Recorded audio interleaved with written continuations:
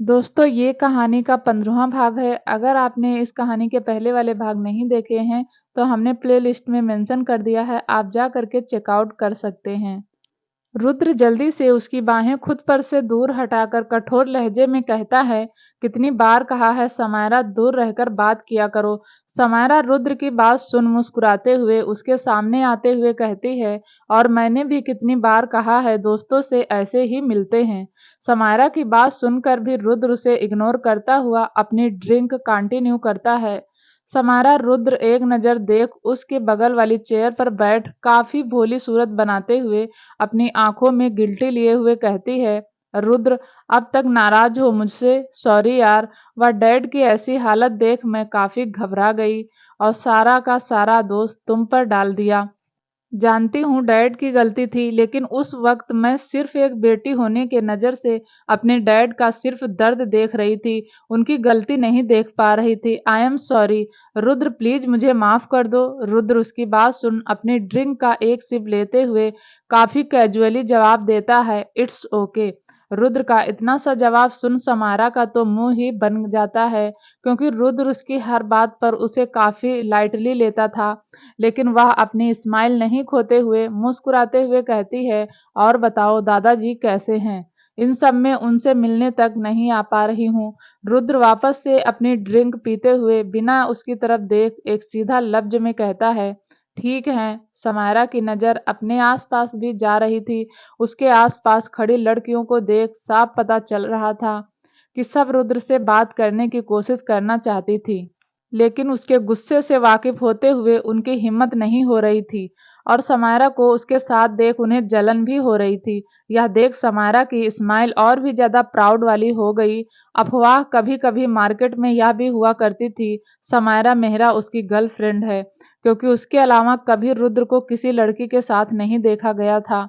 समायरा अपने असल रिश्ते को सामने नहीं आने देना चाहती थी, इसलिए वह और भी रुद्र के सामने अपनी अदाओं का जाल बिछाते हुए उसके हाथ पर अपना हाथ रख प्यार से कहती है, वैसे तुम यहाँ अकेले क्यों बैठे हो? सब ठीक है? रुद्र को समायरा के स्पर्श से काफी चिढ़ मच रही थी। वह जल्दी से अपना हाथ पीछे खींचते हुए अपनी जगह से खड़ा होते हुए कहता है, excuse me miss Samaira, I need to go, you enjoy. इतना बोल रुद्र सीधा वहां से पार्टी में चला गया। समायरा का तो अब काफी मूड खराब हो चुका था, उसे अपनी इंसल्ट महसूस हो रही थी। आसपास खड़ी लड़की उसकी यह इंसल्ट आसपास में कानाफूसी करते हुए हंस रही थी। अब समायरा का खून खौलने लगा। वह गुस्से में अपनी मुट्ठियां भींचते हुए अपने दांत पीसते हुए कहती है, Rudra you how called you, तुम हर बार मुझे इस तरह नहीं रिजेक्ट कर सकते, तुम्हें मेरा होना ही होगा। इतना बोल वह वहां से चली गई। रुद्र पार्टी से निकलने को ही हुआ कि उसे मिस्टर रंधावा ने रोक लिया। उसका हाथ खाली देख साथ में ड्रिंक करने के लिए जिद करने लगे। वह तभी वहां एक वेटर रुद्र के लिए ड्रिंक लेकर आता है, तो रुद्र को ना चाहते हुए भी उनके साथ ड्रिंक शेयर करना पड़ता है। मिस्टर रंधावा उससे कुछ बातें करने लगते हैं और बीच में ड्रिंक के साथ चेस कर रहे थे। रुद्र ने लगभग पूरी ड्रिंक खत्म कर ली। वहीं यह सब दूर खड़ी समायरा देख मन ही मन खुश हो रही थी। उसकी आंखों में एक जुनून था रुद्र को किसी भी कीमत में पाने का। वह एक डेविल स्माइल लिए खुद से कहती है, समायरा आज तेरी किस्मत पूरी तरह बदलने वाली है, जिससे आज कोई नहीं रोक सकता। इतना बोल वह वहीं वेटर को कुछ इशारा करती है और पार्टी हॉल से निकल जाती है। वहीं रुद्र अपनी ड्रिंक खत्म कर मिस्टर रंधावा से अलविदा लेते हुए वहां से कुछ कदम आगे बढ़ाता है जाने के लिए, पर तब तक अचानक उसके कदम डोल जाते हैं, और फिर काफी बार ऐसा होने लगता है। उसे समझने में जरा भी देर नहीं लगती कि उसकी ड्रिंक में ड्रग्स दिया गया है। वह जैसे तैसे खुद को संभाल वहां से जाने को होता है कि वह कॉरिडोर में आते आते काफी ज्यादा लड़खड़ा जाता है। वह अपना फोन निकाल जियान को कॉल करने का ट्राई करता है, लेकिन आज उसकी किस्मत तो देखो, वहां नेटवर्क नहीं आ रहा था। तभी वेटर वहां आता है और रुद्र की फिक्र करते हुए कहता है, सर आप ठीक हैं? मुझे आपकी हालत कुछ ठीक नहीं लग रही है, आइए मैं आपको रेटिंग एरिया में ले चलता हूँ। रुद्र को इस वक्त सच में होश नहीं आ रहा था, इसलिए उसे जैसे उस वेटर की बात सुनाई दी, उसकी पूरी बॉडी मानो शहर सी गई। वेटर ने बड़ी सावधानी से रुद्र को एक सबसे अंतिम कमरे की ओर ले गया और उसे बेड पर लिटाकर जल्दी से बाहर आ गया। रुद्र बेड पर ड्रग्स के असर से बेकाबू हो रहा था। उसके जहन में एक बार फिर कुछ पुरानी यादों ने जैसे दस्तक दी। वह समझ गया कि अब दोबारा कोई अपनी चाल में कामयाब होने वाला है। वह वेटर जल्दी से 2 कॉरिडोर पास कर अपने सामने खड़ी समायरा को देख काफी स्माइल के साथ कहता है, ma'am your room is ready. Samaira उस वेटर को 2 मोटी मोटी पैसों की गड्डी देते हुए कहती है, दफा हो जाओ, शहर नहीं देश छोड़ दो। मेरा बाहर खड़ा एक आदमी तुम्हें सब कुछ समझा देगा और साथ ही हेल्प कर देगा। इतना बोल समायरा उसे और भी इंस्ट्रक्शन देती है। फिर वेटर उसे रूम की चाबी देते हुए वहां से निकल गया। समायरा उस चाबी को देख मन ही मन आज अपनी जीत पर खुश हो रही थी। वह जल्दी से अपने आसपास नजर घुमाकर उस कमरे की तरफ बढ़ जाती है। वह मन ही मन आज सब कुछ पा लेने की चाह में उस कमरे का दरवाजा खोलती है। सुबह का वक्त रुद्र का कमरा। रुद्र अपने बेड पर औंधे मुंह लेटा हुआ था। तभी मोबाइल में आने वाले कॉल की आवाज से रुद्र की गहरी नींद उचट गई। वह अपनी आंखें धीरे धीरे खोल अपने आसपास मोबाइल टटोलता है, लेकिन उसे वह नहीं मिलता जिसे देखने के लिए जल्दी से वह बेड पर पलटकर रुद्र अपनी आंखें खोल सबसे पहले ऊपर देखता है। फिर एक दो बार पलकें झपकाए हुए फिर बीती रात की बात याद कर हड़बड़ाते हुए उठकर बैठ जाता है। झटके से उठने की वजह से उसके सिर में काफी तेज दर्द होता है। वह अपना सिर संभालते हुए अपनी नजरें इधर उधर चारों तरफ कमरे में दौड़ाता है। कमरे की हालत देख वह और भी ज्यादा हैरान रह जाता है। उसके कल रात के पहने हुए कपड़े बेड के इधर उधर बिखरे थे और साथ ही कुछ सामान भी बिखरा था। रुद्र की नजर जब खुद पर जाती है तो उसे एक धक्का सा लगता है, क्योंकि वह पूरा का पूरा बिना कपड़ों के बेड पर लेटा हुआ था और ब्लैंकेट से खुद के निचले हिस्से को ढका हुआ था। और साथ ही उसके सीने और पीठ पर काफी सारे नाखून के निशान थे। उसे वह धीरे धीरे छूता है। निशान काफी ताजा थे। यह सब रुद्र देख अपना सिर पकड़ लेता है। उसे जहां तक याद था कि वह पार्टी में था और लास्ट ड्रिंक करने के बाद जैसे उसे कुछ याद ही नहीं आ रहा था। वह पार्टी से यहाँ कमरे में कैसे आया और यह सब क्या है? और सबसे जरूरी सवाल रुद्र के मन में आता है कि आन्या कहाँ है? क्या कल उसने आन्या के साथ? यह सोच रुद्र काफी ज्यादा घबरा गया और झट से बेड से उठता है कि तभी उसके पैरों के पास एक काला कपड़ा नजर आता है। रुद्र नीचे झुक जैसे ही उस कपड़े को चेक करता है तो उसका डर यकीन में मानो बदलने लगता है कि आन्या की नाइटी थी जो काफी जगह फटी थी और साथ ही उसके 2 टुकड़े भी कर दिए गए थे। यह सब देख रुद्र पूरे कमरे में आन्या को ढूंढने लगता है, लेकिन वह कहीं नजर नहीं आती। रुद्र इस हाल में बाहर नहीं जा सकता था, इसलिए वह जल्दी से बाथरूम में जाते हुए फ्रेश होता है और कुछ पल में जल्दी से फ्रेश होकर वह हड़बड़ाते हुए नीचे आता है और सबसे पहले किचन और डाइनिंग एरिया में आन्या को तलाश करता है, लेकिन आन्या वहां भी नहीं थी। रुद्र जल्दी से दादाजी के कमरे के पास जाता है, लेकिन दादाजी शांति से सो रहे थे। उसके दिल में एक ही घबराहट थी कि अगर उसकी की हुई अनजाने में गलती से आन्या कहीं उससे नफरत कर बैठे या उसे छोड़कर चली जाए तो वह क्या करेगा? कैसे जी पाएगा उसके बिना, जिसे एक पल न देखने से उसकी सांस थम जाती है। वह जानता था आन्या इस वक्त उसे गलत समझ रही होगी, इसलिए वह जल्दी से उसे खोज कर अपनी बात कहना चाहता था, लेकिन वह उसे कहीं नहीं मिल रही थी। रुद्र आन्या को ढूंढ कर पागलों की तरह वह ढूंढते हुए घर से बाहर आता है और सामने से आते जियान को देख जल्दी से उसके पास बढ़ जाता है और घबराई हुई आवाज में कहता है, जियान आन्या कहाँ है? कहीं गई है? तुम्हें कुछ पता है कहाँ गई? अगर तुम्हें पता हो तो मुझे अभी के अभी ले चलो उसके पास। इतना बोल रुद्र आगे बढ़ता है कि जियान की फिक्र भरी आवाज आती है, boss are you okay? Rudra झल्लाते हुए मूड में कहता है, यह सारे सवाल पूछने का वक्त नहीं है मेरे पास। मुझे अभी के अभी आन्या के पास जाना है। चलो जियान। रुद्र का घबराया हुआ चेहरा देख एक गहरी सांस लेते हुए कहता है, लेकिन सर मैम ने हमें उनके पीछे आने से मना किया है। जियान की बात सुन रुद्र हैरान परेशान नजरों से उसे देख उसकी बाह पकड़ कहता है, क्या मतलब मना किया है? आखिर कहाँ गई है वह? और सबसे जरूरी बात जियान, मैं कल रात घर कैसे आया? रुद्र के काफी सारे सवाल सुन और साथ ही उसकी परेशानी देख जियान रुद्र को रिलैक्स करते हुए कहता है, बॉस रिलैक्स, आपको कल घर मैं ही लाया था। आपको कुछ याद नहीं है? कल किसी ने आपको ड्रग्स दिया था। जियान के ऐसे कहने पर रुद्र अपने दिमाग पर जोर देता है तो जियान आगे कहना शुरू करता है, बॉस कल रात मैं जब आपके घर चलने का मैसेज पढ़ कार लेकर आपका इंतजार कर रहा था तो आप काफ़ी देर होने पर नहीं आए तो फिक्र होने लगी। मैं खुद आपको लेने पार्टी के अंदर गया तो आप मुझे कहीं नहीं दिखे। यह सब देख मैं काफ़ी परेशान हो गया और सारे आदमियों को अलर्ट कर आपको ढूंढने लगा तो आप मुझे एक कॉरिडोर के सहारे ड्रग्स के नशे में मिले। जियान के कहने पर रुद्र को जैसे कुछ कुछ याद आता है। फ्लैशबैक। उस वेटर के जाने के बाद भी रुद्र को कुछ ठीक नहीं लग रहा था। उसके अंदर गर्मी जैसी बढ़ती जा रही थी। उसके दिमाग में बस एक ही बात थी कि वह यहाँ नहीं रुक सकता। इसलिए वह खुद को संभाल काफी मुश्किल से खड़ा होता है और बेड के सहारे चलकर पानी के पास जाकर खुद के ऊपर पानी उड़ेल लेता है। उसे पानी के असर से कुछ राहत तो मिली, लेकिन ड्रग्स अपना काम शुरू कर चुका था, इसलिए वह अब और रुक जैसे नहीं पा रहा था। वह मछली की तरह तड़प रहा था। पूरी बॉडी गर्म हो चुकी थी और साथ ही पसीने से भीग चुकी थी। यह ड्रग्स इतना असरदार था कि रुद्र पर कोई दवा और इंजेक्शन कुछ भी असर नहीं कर सकता था। उसे अब जिस चीज की जरूरत थी वह थी शारीरिक प्यार की।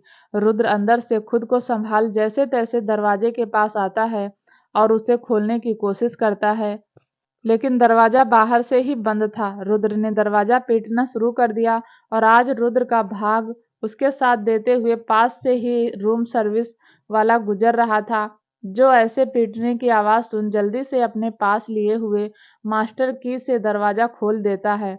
रुद्र की हालत देख वह सर्विस बॉय परेशान सुर में उसे पकड़ने की कोशिश करता है। Sir are you okay? मैं हेल्प बुलाता हूँ। सर आप रुके।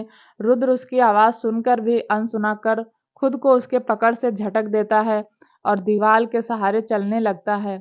वह सर्विस बॉय रुद्र की फिक्र में उसके साथ बढ़ता हुआ, सर आपके साथ कोई है? मैं किसी को बुला दूं? फिर रुद्र की हालत पर नजर डाल कहता है, आप रुके, मैं जल्दी से आपके लिए पानी लाता हूँ। इतना बोल बस सर्विस बॉय चला जाता है। जल्दी से रुद्र भी अपने कदमों को संभाल आगे बढ़ने लगता है। कुछ पल में उस ड्रग्स ने रुद्र के दिमाग से जैसे खेलना शुरू कर दिया। वह अपना सुध बुध खो बैठा था। उससे पहले ही जियान वहां आ जाता है और रुद्र को इस हाल में देख जल्दी से उसे सहारा देते हुए कहता है, बॉस आप ठीक हैं? रुद्र कुछ समझने की स्थिति में नहीं था। जियान उसका चेहरा जो कि अब लाल पड़ चुका था देख परेशान सुर में कहता है, बॉस हमें अभी हॉस्पिटल चलना होगा, आपकी हालत कुछ ठीक नहीं है। इतना बोल जियान रुद्र को अपने साथ संभाल कर बाहर ले आता है और कार के पास ले जाता है और उसे ड्राइविंग सीट के बगल वाली सीट पर बैठाकर खुद ड्राइवर सीट पर बैठ जाता है और जल्दी से उसे पास के पड़े पानी की बोतल खोल कर देते हुए कहता है, बॉस आप लीजिए पानी पीजिए, हम अभी हॉस्पिटल चलते हैं। रुद्र एक दो घूंट पानी पीते हुए खुद को अंदर से कंट्रोल कर काफी खुशी से कार रोकते हुए कहता है, नहीं हम हॉस्पिटल नहीं जा रहे हैं, तो तुम मुझे घर लेकर चलो। रुद्र के ऐसे कहने पर जियान जो लगभग कार स्टार्ट कर चुका था वह जल्दी से उसकी तरफ मुड़ परेशान नजरों से कहता है, लेकिन बॉस आपकी हालत। रुद्र जियान के टोकने पर गुस्से भरी आवाज में कहता है, मैं जैसा कह रहा हूँ वैसा करो, मुझे घर जाना है तो मुझे अभी के अभी घर लेकर चलो। रुद्र का गुस्सा देख जियान ने कुछ न कहना ही सही समझा। वह साफ देख सकता था कि रुद्र किस और कितनी ज्यादा तकलीफ में है। वह जैसे अंदर ही अंदर जल रहा था कि रुद्र घर जाने की जिद क्यों कर रहा है, इसलिए वह बिना कुछ कहे चुपचाप कार तेजी स्पीड में घर की ओर मोड़ लेता है। रुद्र खुद के अंदर बदल रहे जज्बात को काबू किया, खुद को शांत रखने की काफी कोशिश कर रहा था, लेकिन सब नामुमकिन सा हो गया। उसके जहन में जैसे एक ही नाम था जो उसे इस दर्द से छुटकारा दिला सकती थी, वह थी आन्या। सिर्फ उसका ही चेहरा रुद्र अपनी आंखों के सामने देख रहा था। रुद्र को इस वक्त यह समझ नहीं आ रहा था कि जो कदम वह उठने वाला है उसका अंजाम क्या होगा उसके और आन्या के रिश्ते का भविष्य क्या होगा। कुछ ही पलों में कार घर के आगे रुकती है। जियान रुद्र को सहारा देते हुए कार से निकालकर घर के अंदर ले जाता है। घर बिल्कुल शांत था क्योंकि इस वक्त रात के 12 बज रहे थे। जियान सहारा देते हुए रुद्र को उसके कमरे के बाहर छोड़ देता है और खुद चला जाता है। Flashback and. जियान के बताने पर जैसे रुद्र को अब धीरे धीरे सब याद आने लगता है। वह अपनी बात आगे बढ़ाते हुए कहता है, उसके बाद मैं आपको कमरे के बाहर छोड़ वहां से चला गया। फिर आज सुबह मैम घर से बाहर जाते हुए मुझसे कहकर गई कि वह कहीं बाहर जा रही हैं, कोई उनके पीछे ना आए। वह शाम तक घर वापस लौट आएंगी और साथ ही यह भी कहकर गई हैं कि जब आप उठे तो डॉक्टर से आपका चेकअप करवाने को कहें। जियान की एक एक बात सुन रुद्र अपना सिर पकड़ वहीं पास के चेयर पर बैठ जाता है। उसका सिर फटा जा रहा था। उसे अब बार बार अपने ही की गई गलती पर पछतावा हो रहा था। उसे खुद समझ नहीं आ रहा था कि जब वह तकलीफ में था तो उसे बार बार आन्या का चेहरा क्यों याद आ रहा था।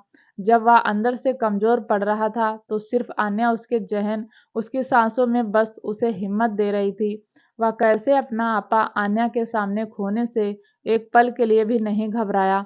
जैसे उसके अंदर एक विश्वास था कि जो लड़की उसकी उस हैवानियत को सह सकती है वह सिर्फ आन्या है।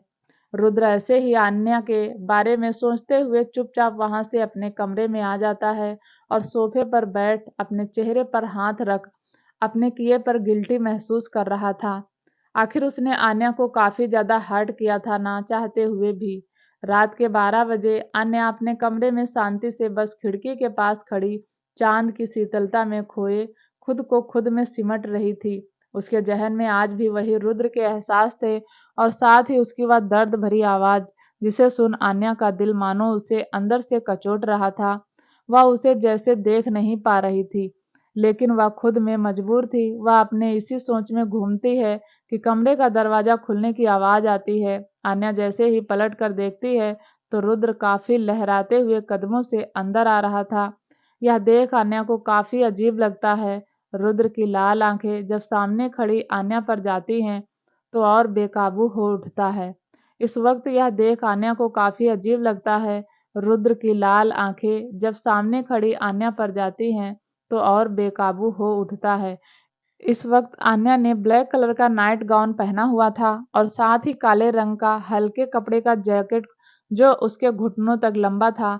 उसका पैर लड़खड़ा सा गया और जैसे ही गिरने को हुआ कि आन्या यह देख भागते हुए उसके पास आती है और वक्त रहते उसे थाम खुद के सहारे खड़ा करती है और रुद्र अपने लाल पड़ चुके नशीली आंखों से उसकी आंखों में देखने लगता है जिसमें उसके लिए परेशानी के भाव थे। आन्या फिक्र करते हुए कहती है, आप ठीक हैं? आन्या के यह पूछते ही रुद्र कुछ कहने को होता है कि आन्या उसके मुंह से तेज शराब की स्मेल सूंघ लेती है। वह हल्का नाराजगी से कहती है, आपने शराब पी है? रुद्र इस वक्त आन्या की बातों का जवाब देने के सेंस में नहीं था। उसके वह हिलते गुलाबी होंठ देख रुद्र अपना आपा खोते हुए झट से उसकी कमर पकड़ उसे दीवार से सटा देता है और अपनी पकड़ से ऊपर उठाते हुए उसके होंठ पर अपने होंठ रख उसे पागलों की तरह किस करने लगता है। अचानक से आन्या बिल्कुल डर गई। उसने कभी सपने में भी नहीं सोचा कि रुद्र ऐसे अचानक उसे किस करेगा। आन्या कुछ पल में अपने सेंस में आती है और खुद को रुद्र के चंगुल से छुड़ाने के लिए अपना हाथ जैसे उठाती है कि रुद्र उसका हाथ पकड़ उसे दीवार से लगा देता है। आज की किस उनकी पहली किस से बिल्कुल अलग थी। आन्या साफ महसूस कर रही थी कि रुद्र जैसे किस से और भी कुछ भी ज्यादा चाहता था। वह सब सोच वह घबरा सी गई और खुद को छुड़ाने के लिए मशक्कत करने लगी, लेकिन उसके अग्रेसिव नेचर के आगे वह 1 इंच हिल तक नहीं पा रही थी। वह बस इंतजार कर रही थी रुद्र के शांत होने का। वह इस बीच काफी बार उसके होठों को बाइट भी कर चुका था, जिससे एक बार आन्या के होठों से खून भी बह चुका था, जिसका स्वाद चख रुद्र खुद में बावला हो रहा था। आन्या दर्द से करा उठी, लेकिन वह तब भी नहीं रुका। वह उसे छोड़ने को किसी भी कीमत पर तैयार नहीं था। 10 मिनट के किस के बाद आन्या के सांस फूलने को हुई। रुद्र को ना रुकते देख आन्या अब खुद की सांसों के लिए खुद को छुड़ाने की कोशिश करने लगी। वह अपना दूसरा हाथ उसके चंगुल से छुड़ाकर उसके कंधे पर पकड़ उसे दूर करने की कोशिश करती तो कभी मछली की तरह फड़फड़ाने लगती। यह सब महसूस कर रुद्र ने भी काफी मुश्किल से खुद को काबू कर आन्या के होठों को छोड़ उसकी गर्दन पर किस करने लगा।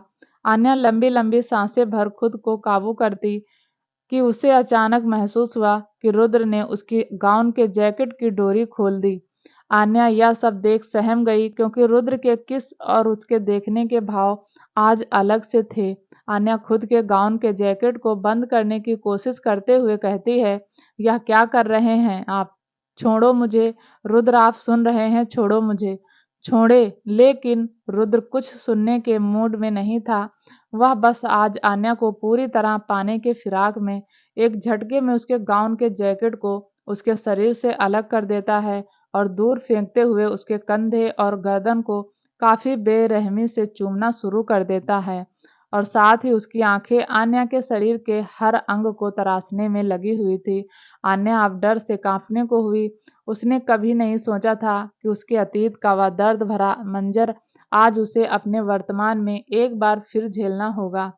वह लाख कोशिश कर ले, लेकिन रुद्र रुकने का नाम नहीं ले रहा था। आन्या के हिलने डुलने से आसपास पड़ी चीजें भी नीचे गिर गई चुकी थी।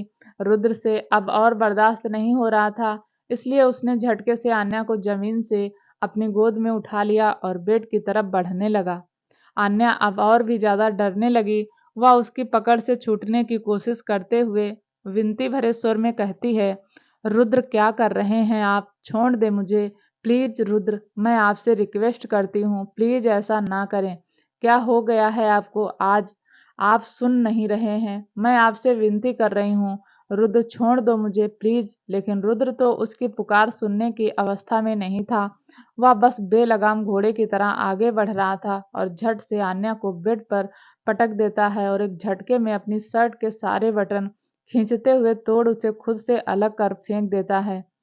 आन्या यह सब देखकर डर से आगे खिसकने लगती है, तो रुद्र उसका पांव पाकर उसे वापस बेड पर लाते हुए उसके सीधा ऊपर आ जाता है। आन्या अब हिल तक नहीं पा रही थी। रुद्र वापस से उस पर मानो टूट पड़ता है। आन्या खुद को उसकी पकड़ से छुड़ाने के लिए कोशिश करते हुए उसके सीने पर अपने नाखून कभी चुभाती है, तो कभी उसे खरोंचती है, तो कभी उसके गले के पास जोर से काटती है। लेकिन इन सब का भी उस पर मानो कोई असर नहीं हो रहा था। वह और भी ज्यादा वायलेंट होते हुए उस पर टूट पड़ा। अन्य रुआसी आवाज में कहती है, रुद्र प्लीज रुक जाएं, मत करें ऐसा। रुद्र प्लीज। पर वह नहीं रुका। इस दौरान रुद्र ने आन्या का नाइट गाउन फाड़ के 2 टुकड़ों में फेंक दिया और साथ ही खुद के कपड़े भी खोल दिए। आन्या ने अब हिलना डुलना भी बंद कर दिया। वह मानो अपने नियत को मान बैठी थी। उसने लाख मिन्नतें कोशिश की, लेकिन सब रुद्र के जुनून के आगे फीके पड़ गए थे। उसकी आंखों से सिर्फ दर्द भरे आंसू बह रहे थे। रुद्र बिल्कुल अपने अंतिम पीढ़ी पर खड़ा था, लेकिन ना जाने उसके मन में क्या आया। वह खुद को काबू कर एक नज़र अपना चेहरा उठाकर आन्या को देखता है। आन्या का वह दर्द से भरा चेहरा, आंखों से नदी के समान बहते आंसू, उसका वह बेजुबान शरीर देख रुद्र को अपने हर की गई गलती पर पछतावा तो हो रहा था, लेकिन वह इस स्टेज पर नहीं था कि कुछ सोच समझ सके। वह आगे रुद्र आन्या के माथे को एक बार प्यार से चूमता है। इस एहसास को महसूस कर आन्या ने अपनी आंखें बंद कर रुद्र से मुंह फेर लेती है। यह देख रुद्र का दिल अंदर तक कांप जाता है। वह कभी भी शायद आन्या की बेरुखी बर्दाश्त कर सके। वह उसके कानों के पास झुककर दर्द और तकलीफ भरी आवाज में काफी मुश्किल से कहता है, आई एम सॉरी वाइफी, मुझे माफ कर देना, मैं आज खुद काबू में नहीं हूँ। मुझे आज सिर्फ तुम्हारी जरूरत है। I need you wifey, please help me. I need you please. मुझसे ऐसे मुंह मत फेरो। I need your help. Rudra की सांसें इस वक्त काफी ऊपर नीचे हो रही थी और साथ ही उसकी दिल की धड़कन भी। उसने खुद को रोकने की काफी मुश्किल से कोशिश की, लेकिन आन्या उसकी बात सुन अपनी आंखें खोल उसकी तरफ पलटी है। दोनों की आंखें एक दूसरे से मिलती हैं। आन्या साफ देख सकती थी कि रुद्र किन तकलीफों में है। उसका चेहरा लाल हुए जा रहा था और साथ ही उसकी सांसें भी काफी तेज तेज चल रही थी। वह उसकी हालत देख खुद को लाचार महसूस कर रही थी। वह समझ गई थी, इसलिए आन्या बिना कुछ कहे रुद्र की आंखों में देख अपनी पलकें झपका देती है। यह देख रुद्र के अंदर सब्र का बांध टूट सा जाता है। वह बिना देरी किए एक झटके में खुद को आन्या के अंदर समा लेता है। आन्या इस चीज के लिए अचानक से रेडी नहीं थी, इसलिए उसके मुंह से दर्द भरी चीख निकल जाती है, जिसे सुन रुद्र उसके होंठ को चूम उसे एक पल शांत होने का मौका देता है। उसने कभी नहीं सोचा था कि उसका अतीत का सामना इस कदर वापस से होगा। जिसे वह भूलना चाहती थी, उसका वह दर्द आज उसके मोहब्बत के रूप में सामने आएगा। हाँ, आन्या रुद्र से मोहब्बत करने लगी थी, इतना कि उसके अंदर हर पल एक डर सा लगा रहता था कि वक्त की रेत जब उसकी हाथों से फिसल जाएगी तो उसके बाद उसे यह पल नहीं मिलेगा, वह एहसास नहीं मिलेगा जो रुद्र के करीब होने से उसे महसूस होता था। उसने कभी नहीं सोचा था कि उसके रिश्ते का आगाज इस कदर होगा। वह तो एक सिंपल सी जिंदगी चाहती थी, रुद्र से उसके रिश्ते का नाम चाहती थी, हक चाहती थी, दुनिया के सामने सिर्फ उसकी दुल्हन कहलाने का। लेकिन इस दर्द तकलीफ भरी रात की बुनियाद पर नहीं, जो आज हुआ, वह जान रही थी रुद्र जो कुछ भी कर रहा है या उसकी मर्जी नहीं है, एक जबरदस्ती है, ड्रग्स के असर की। सुबह होते ही शायद वह भूल जाए या फिर अपने अनजाने में की गई गलती के गिल्ट में उसे हमेशा के लिए अपना भी लिया तो क्या। इस सब के बीच उसकी मोहब्बत तो बेआबरू हो गई ना। आन्या को आज सिर्फ खुद के किस्मत पर रोना आ रहा था कि आज तक उसने जो चाहा उसे कभी नहीं मिला। एक शादी, एक प्यार करने वाला हमसफर, और आज मोहब्बत भी मिली तो इस कदर। आन्या ऐसे ही अपनी सोच में थी, रुद्र फिर से बेकाबू हो उठा और दोबारा आन्या के जिस्म पर टूट पड़ा। आन्या ने कुछ पल तो उस दर्द को बर्दाश्त किया, लेकिन जब उसके बर्दाश्त से बाहर हो गया तो वह बेहोशी के कगार पर चली गई। एक नज़र रुद्र को देख अपनी आंखें बंद कर लेती है, उसे तो होश ही नहीं रहा। रुद्र ने कितनी बार उसके जिस्म को नोचा, खुद की संतुष्टि के लिए। रुद्र करीब सुबह के 4 बजे वह अपनी आंखें बंद कर आन्या के शरीर को अपने बाहों में कैद कर उसके माथे को प्यार से चूम काफी धीरे से फुसफुसाते हुए कहता है, thank you so much, very good night wifey. इतना बोल वो झट से सो गया क्योंकि वह काफी थक चुका था। Flashback and. रुद्र अपने इन्हीं ख्यालों को याद कर रहा होता है कि उसकी आंखों के सामने बार बार आन्या का आंसू से लबलबा चेहरा याद आ रहा था। उसे अब खुद को गुस्सा आ रहा था, आखिर आन्या को कैसे इतनी तकलीफ दे सकता है। वह खुद को आन्या का गुनहगार समझ रहा था। रुद्र ने गुस्से में अपने शीशे के टेबल पर जोर का हाथ मार दिया। टेबल एक पल में ही चकनाचूर हो गया और रुद्र के हाथों से खून रिस रिस कर जमीन पर गिर रहा था। रुद्र को इस वक्त मामूली चोट से ज्यादा आन्या की फिक्र थी। वह बस उससे अपने किए की माफी मांगना चाहता था, और साथ ही एक डर था कि कैसे सामना करेगा आन्या का, और साथ ही एक ऐसा कैसा रिएक्शन होगा उसका, क्या उसे वह माफ कर सकेगी। यह सारे सवाल सोच सोच रुद्र काफी परेशान हो रहा था। रुद्र अपने गिल्ट में पल पल घुट रहा था। उसे कुछ समझ नहीं आ रहा था कि वह कैसे फेस करेगा आन्या की वह बेरुखी वाला चेहरा, जो तकलीफ उसने कल दी थी, उसका भुगतान वो कैसे करेगा। जब उसे यह सब बर्दाश्त नहीं हुआ तो उसने एक सिगरेट जला ली और उसके लंबे लंबे कस लेते हुए वैसे ही सोफे पर बेसुध बैठा रहा। उसे तो यह भी खबर नहीं थी शाम कब की ढलकर रात में तब्दील हो चुकी थी। वह तो खुद उस जलते हुए सिगरेट के धुआं में बस गुम कर लेना चाहता था। कुछ पलों बाद रुद्र के कमरे का दरवाजा खुलता है। रुद्र किसी के आने की आहट सुन अपनी बोझल आंखों से जैसे ही सामने अपनी नजर उठाकर देखती है तो उसकी आंखें सीधा दरवाजे के पास खड़े आन्या की आंखों से जा मिलती हैं। इस वक्त आन्या के चेहरे पर कोई भाव नहीं थे। वह बिल्कुल शांत से एक नजर रुद्र को देखती तो दूसरी नजर टेबल के टूटे हुए कांच को और साथ ही उसके आसपास पड़े बुझी हुई सिगरेट को। आन्या बिना कुछ कहे साइड के ड्रॉर की तरफ मुड़ उसके अंदर से मेडिकल किट लेकर सीधा रुद्र की तरफ बढ़ जाती है। रुद्र अब भी आन्या को देख रहा था।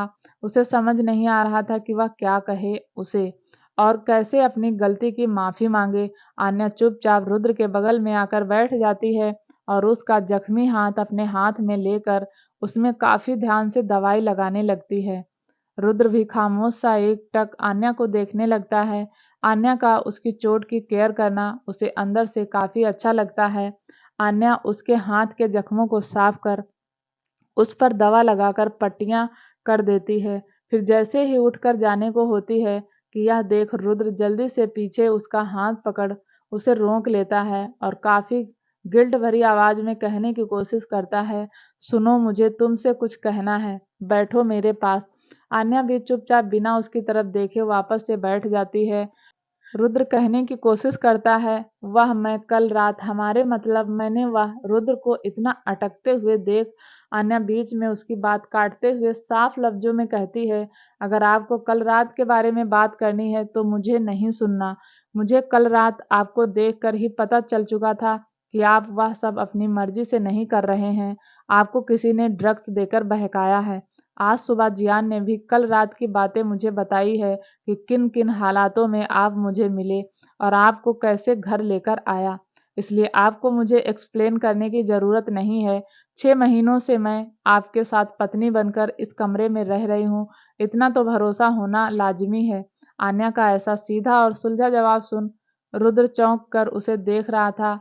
वह ब्लैंक हो चुका था, क्योंकि जिस बात को वह सोच सोच कर घुट रहा था और साथ ही डर रहा था कि आन्या उस पर विश्वास करेगी कि नहीं, लेकिन यहाँ तो अब सब उल्टा सा हो रहा था। आन्या तो उस पर उससे भी ज़्यादा भरोसा करती है। यह जान रुद्र को अच्छा भी लग रहा था और कुछ बुरा भी। बुरा इसलिए क्योंकि वह आन्या के इस भरोसे को निभा नहीं पाया। आन्या की बात खत्म होने पर रुद्र कुछ सोच हिचकिचाते हुए कहता है, तो तुम मुझसे नाराज नहीं हो? आन्या काफी शांत स्वर में कहती है, नाराजगी किस बात की, जब गलती आपकी थी ही नहीं, गलती उसकी थी जो आपको बहकाना चाहती थी और शायद कल मेरी जगह होना चाहती थी। आन्या की बात सुन रुद्र को अब रियलाइज होता है कि कल रात यह सब किसकी हरकत पर सबसे ज्यादा जो बात उसके दिमाग और दिल पर असर कर रही थी, वही आन्या ने जैसे कहा। कल आन्या की जगह कोई और होता तो रुद्र सबसे ज्यादा खुद को दोषी ठहराता। वह आन्या की जगह किसी को इमेजिन ही नहीं कर सकता। उसकी नज़र बार बार आन्या के शांत चेहरे पर जाती, जो बाहर से जितना शांत लग रही थी वह उतना अंदर से नहीं थी। रुद्र उसकी तरफ देख एक अफसोस के साथ कहता है, गलती चाहे जिसकी भी हो, पर सजा तो बेवजह तुम्हें भुगतनी पड़ी। तो रुद्र यह बोलकर कुछ सोचने लगा। उसकी बातों में हिचकिचाहट थी, जो आन्या देख समझ रही थी कि उसे जिस बात की सबसे ज्यादा तकलीफ थी, रुद्र वही कहने जा रहा था। यह सब जान आन्या ने खुद को अंदर से हौसला देते हुए उसकी तरफ देख एक तंज भरी मुस्कान के साथ कहती है, तो क्या करेंगे आप? मुझे और भी ज़्यादा पैसे ऑफर करेंगे, शादी के डील के जैसे। मैं आपको बता देना चाहती हूँ, मेरा जिस्म बिकाऊ नहीं है और ना ही मैं आपसे यह उम्मीद रखती हूँ कि आपने मेरे साथ एक रात बिताया है, वह भी मेरी मर्जी के खिलाफ। तो आप मुझे पत्नी होने का हक देकर अपनाएं, या वह हक मैं अब आपसे मांगूं बदले में? अगर आप यह सब सोचते हैं तो सॉरी मिस्टर रुद्रराज चौहान, आन्या वर्मा भले ही मिडिल क्लास घर की बेटी है, पर हमारे संस्कार इतने छोटे नहीं कि अपने जिस्म की एक रात की कीमत पर आपसे आपका होने का हक देने को कहूँ। बहुत ऐसी लड़कियां होंगी, वह मैं नहीं हूँ। मुझे कुछ नहीं चाहिए, मैं आपसे कोई गिला कोई शिकवा नहीं रखती और ना रखना चाहती हूँ, क्योंकि यह तो बस 6 महीने के बचे रिश्ते हैं जो आपकी नज़र में हैं ही नहीं। तो बात यहीं खत्म होती है। इतना बोलते बोलते आन्या की आंखों में आंसू आ रहे थे, जिसे वह काफी मुश्किल से खुद के अंदर समेट बैठी थी। उसे बिल्कुल मंजूर नहीं था कि रुद्र उसकी मोहब्बत को ऐसे कागजों के दम पर तोले। आन्या अपनी बात कहकर सीधा बाथरूम में चली गई और वह वहां फूट फूट कर रोने लगी, जिसे वह कब से समेटे बैठी थी। अपनी मोहब्बत के सामने मजबूती से वहीं बाहर सोफे पर बैठा रुद्र सुन्न सा बैठा था। आन्या के कहे जाने वाले एक एक शब्द अब तक उसके कानों में गूंज रहे थे। उसके दिल दिमाग में एक जंग सी थी। उसकी बातें सुनकर वह चुपचाप उठा और एक बालकनी में गया और खुली हवा में खुद को महसूस करने दिया कि आखिर उसका दिल क्या चाहता है। कुछ पल ऐसे ही बीते। रुद्र के चेहरे के भाव अब अलग थे, जैसे उसने कुछ निश्चय कर लिया हो। वह कुछ पलों बाद कमरे में आता है, पर जैसे ही उसकी नज़र मिरर के सामने खड़ी आन्या पर जाती है, तो उसके कदम एक पल ठिठक से जाते हैं। आन्या इस वक्त पिंक कलर के नाइट गाउन में थी, जो उसके घुटनों के ऊपर थी, और इस वक्त उसने अपनी जैकेट भी नहीं डाली थी, तो उसकी पीठ, गर्दन, कंधे, सीने काफी अच्छे से दिख रहे थे, जिसकी वजह से उसकी बॉडी पर कल रात रुद्र की हैवानियत का दास्तां काफी अच्छे से दिख रहा था। गर्दन, पीठ, सीने पर हर जगह काफी सारे पर्पल निशान थे, जो जगह जगह पर उसकी गोरे शरीर पर काले पड़ चुके थे। वह सारे निशान देख रुद्र फिर से पछतावे के बोझ में दब गया। उसने सच में नोटिस नहीं किया था कि आज आन्या जब उसके पास आई थी तो ऐसे फुल स्लीव के साथ, ऐसे घुटनों तक क्यों ड्रेस पहनी हुई थी। अब वजह उसे समझ आ रही थी। आन्या मिरर में देख जो अपने जख्मों पर दवाई लगा रही थी, पर उसके पीठ पर उसके हाथ पहुंच नहीं पा रहे थे। यह देख रुद्र के कदम खुद ब खुद उसके पास बढ़ गए और उसके हाथों से दवा लिए जैसे लगाने को होता है। आन्या उछल के पीछे हट उसे देखने लगती है। रुद्र भी उसकी आंखों में देख उसके पास बढ़ने लगता है। आन्या उछलते हुए पीछे हट जाती है और अपने सामने खड़े रुद्र को देख अपनी नजर झुकाते हुए खुद को ढकने की कोशिश करते हुए कहा, आप क्या कर रहे हैं। रुद्र की आंखें आन्या की आंखों में देखने की कोशिश कर रही थी और साथ में अपने कदम आन्या के करीब जाने के लिए आगे बढ़ाता है तो आन्या रुद्र की करीबी महसूस करते हुए पीछे हटने लगती है, पर जल्दी ही दीवार से सट जाती है और रुद्र बिल्कुल उसके 2 इंच की दूरी पर रुक उसे देखने लगता है। वह फिक्र और प्यार भरी आवाज में अपना हाथ आगे कर कहता है, तुम घूम जाओ, मैं लगा देता हूँ दवा। आन्या ना में सिर हिलाते हुए कहती है, नहीं, आप रहने दें, मैं खुद कर लूंगी। आखिर अब क्या करेगा रुद्र? क्या आन्या को अपनाएगा या छोड़ देगा? जानने के लिए प्लीज चैनल को लाइक, शेयर, सब्सक्राइब जरूर करें, ताकि जब भी वीडियो डालें आपको नोटिफिकेशन तुरंत मिले। तब तक के लिए नमस्कार, धन्यवाद।